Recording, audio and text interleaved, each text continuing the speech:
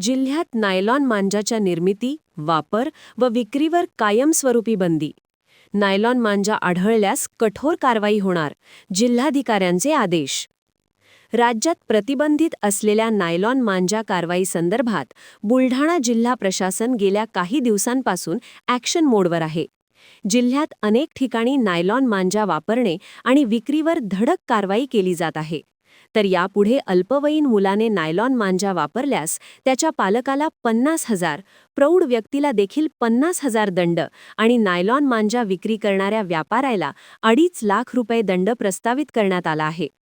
अजूनही अनेक ठिकाणी नायलॉन मांजा वापरला जात असल्याच्या घटना निदर्शनास येत असून यापुढे नायलॉन मांजा विक्री, साठवणूक आणि वापरण्यावर कायमस्वरूपी बंदी घालण्यात आली आहे.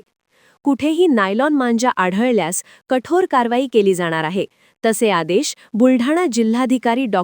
किरण पाटील यांनी काढले आहेत.